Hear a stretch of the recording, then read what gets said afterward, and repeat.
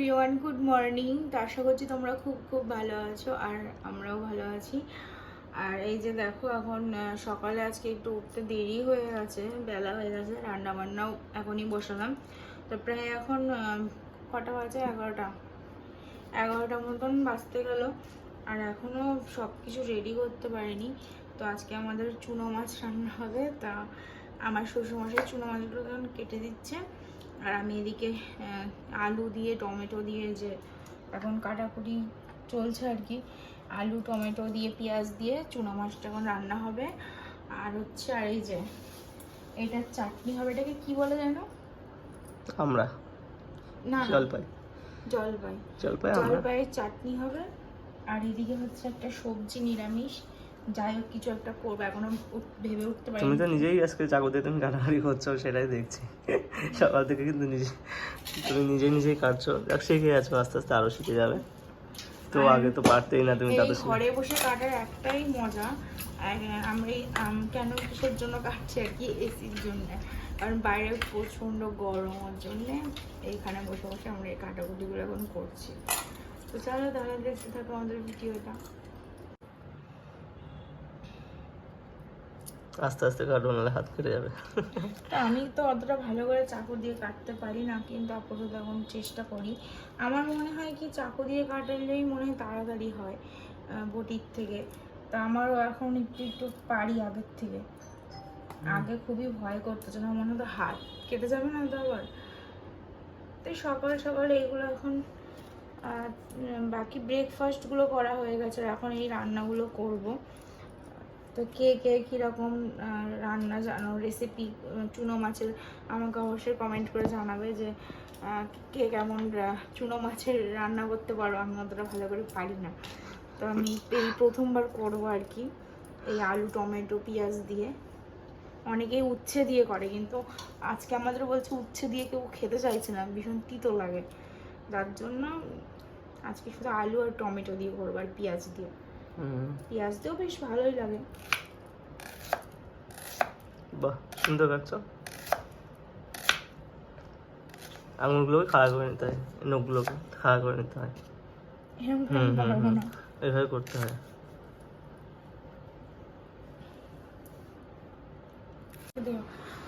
আজকে তো দুপুরে রান্না কমপ্লিট করা হয়ে গেল। তো দেখো কি কি বানিয়েছি। এটা হচ্ছে টমেটো পেঁয়াজ আলু দিয়ে চুনো মাছের চচ্চড়ি, আর এটা হচ্ছে আমের চাটনি, এই আমরা আমরা আমরা চাটনি, আর এটা হচ্ছে ভেজ ডাল। তো আজকের লাঞ্চটা এইটুকুই।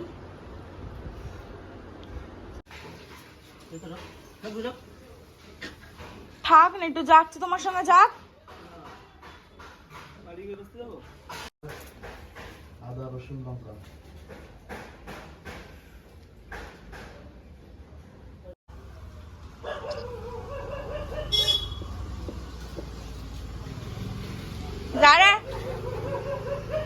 যারার বেবি হবে।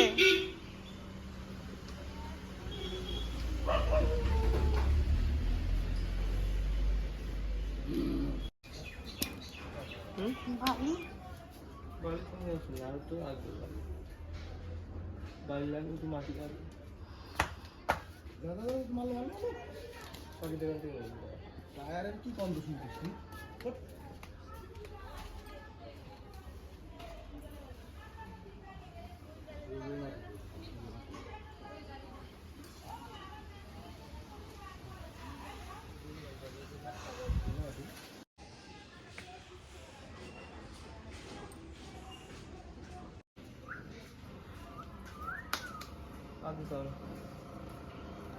ওই পাত্তাই তো পাওয়া যায় না, মুখই তো দেখা যায় না।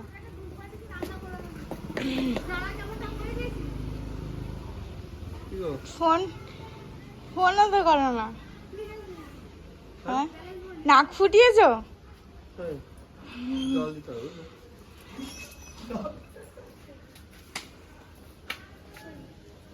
তো সারাদিন কি কি করলাম সেটা তোমাদের সঙ্গে তো শেয়ার করলাম, দেখলেনি। আর এই যে এখন আমার এই যে গাছগুলো নিয়ে এসেছিলাম, ওই গাছগুলো এখন ঠিকঠাকভাবে লাগিয়ে এখন আপাতত রুমের মধ্যে রেখেছি।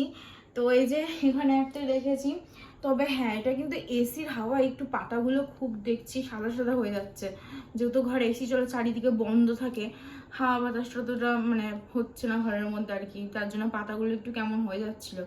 একটু রৌদ্র দিতে হবে মাঝে মাঝে, আর সপ্তাহে একদিন করে জল দিতে বলেছে। তো আমি তো এটা ভালো করে আগে কোনোদিনও মানে রাখিনি, জানি না কেমন মেনটেন করতে হয়। তো তোমরা অবশ্যই কমেন্টে বলবে যে এটা কেমনভাবে মেনটেন করলে অ্যাকচুয়ালি গাছটা ভালো থাকবে।